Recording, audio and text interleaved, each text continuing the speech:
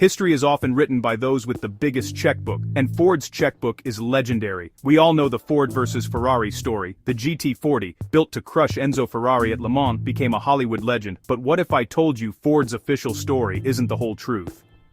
There was another car, a secret weapon, that had already beaten Ferrari, so effective Ford tried to erase it. This isn't a conspiracy. It's the story of a car too good for its own good. Born not in a corporate studio, but in the mind of a rebellious young designer, built in secret by a tiny crew, this car humiliated Ferrari on their own turf, on a shoestring budget. For its trouble, it was killed off and its story buried so Ford could claim all the glory.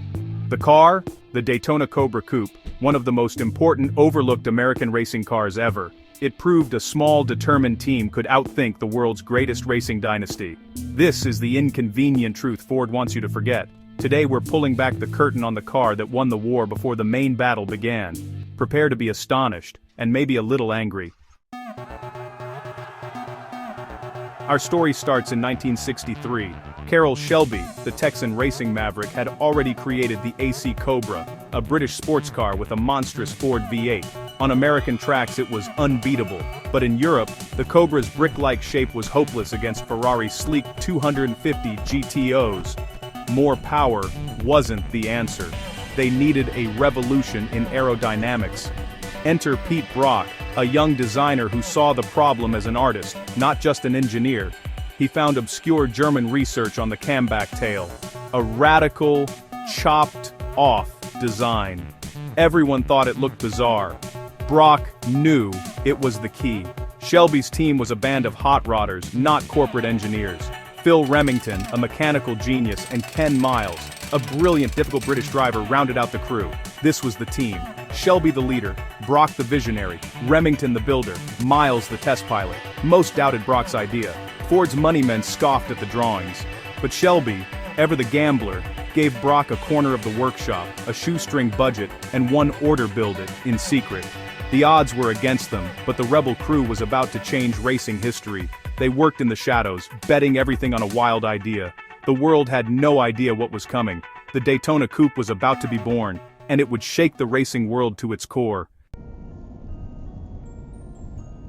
The project began with a stolen Cobra chassis, quietly rolled into a corner of Shelby's Venice, California workshop. Pete Brock led a tiny crew, just a handful of believers, working in secrecy, fueled by determination and defiance. Brock's design was radical, a long, sloping nose, and a chopped-off camback tail, hand-shaped from aluminum over a wooden frame. No computers, no wind tunnels, just vision, skill, and stubborn belief. At first, the shop mocked them, but as the coupe took shape, curiosity turned to awe. The car looked like nothing else. Aggressive, purposeful, and fast, even at a standstill. Shelby watched with a knowing smile. The gamble was paying off. The secret was almost out. The rebel team was building a world beater. February 1st, 1964. The first Daytona Coupe, still in bare aluminum, rolled onto Riverside Raceway. Skepticism filled the air. Ford execs and Shelby mechanics expected failure. Ken Miles, the team's ace driver, took the wheel for a shakedown. Within laps, he was flying. Faster than any Cobra before, smashing lap records. The aerodynamic body worked miracles, pushing the coupe nearly 20 Pratt & Whitney faster than the Roadster with the same engine. Brock's radical tail design was a triumph. Miles returned to the pits, grinning, declaring the car so stable he could take his hands off the wheel at 170 mph. The skeptics were silenced. The Rebel project was an undeniable success. Shelby, sensing a breakthrough, entered the car in the upcoming Daytona 24-hour race. Just weeks away, the car was christened the Daytona Coupe. The secret was out. A Ferrari killer had emerged from a dusty workshop corner. The world of sports car racing was about to be turned upside down. The underdog was ready for its first big fight. The racing establishment had no idea what was coming. The Daytona Coupe was about to make history. Just as the Daytona Coupe proved its potential, trouble came, not from Ferrari, but from Ford. Shelby's contract with Ford had a hidden clause. If Ford entered international racing, they could take over Shelby's program. When the GT40 became Ford's top priority, the Daytona Coupe became a problem. Ford saw it as a distraction. Worse, it was succeeding while the GT40 struggled. Every Daytona victory embarrassed the expensive GT40 project. Ford wanted one story: the GT40 beats Ferrari. The Daytona Coupe complicated that narrative, so Ford killed it. Shelby was forced to stop development. Brock's plans for an even faster Super Coupe were shelved.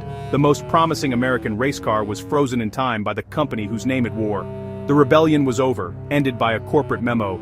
The Daytona's fate was sealed, not by defeat, but by politics. But the story wasn't quite finished. Ford couldn't stop the 6 Daytona Coupes already built from racing. In 1965, while Ford poured money into the struggling GT40, Shelby's exiled team took the Daytonas to Europe. Their mission: win the FIA World Sports Car Championship for GT cars, a title no American had ever claimed. The small team barnstormed Europe, beating Ferrari at Monza, Spa, and the Nürburgring. The Daytonas were faster and more reliable than the Ferrari GTOs. Drivers like Bob Bondurant and Jack Sears racked up win after win. On July 4, 1965, at Reims, Bondurant clinched the championship. Shelby American had done the impossible. An American car, engine, and team were world champions. Ford's reaction? Silence. The GT40 was still their focus. The Daytona's triumph was ignored. A victory Ford wanted to forget. But the record books would remember.